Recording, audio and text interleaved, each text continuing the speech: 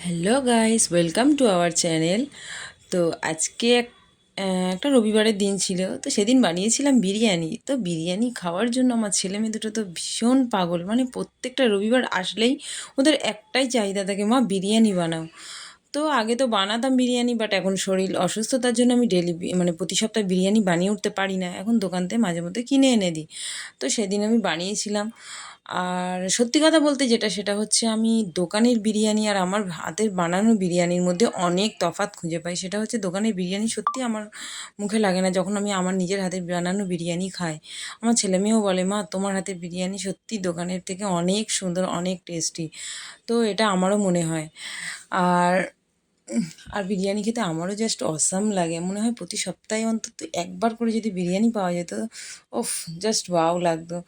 তো আর আমার ছেলেমেয়ে মনে করে তো যে একবার যদি আমি বিরিয়ানিটা বানাই, সেটাই এখানে বলা কওয়া হচ্ছিল।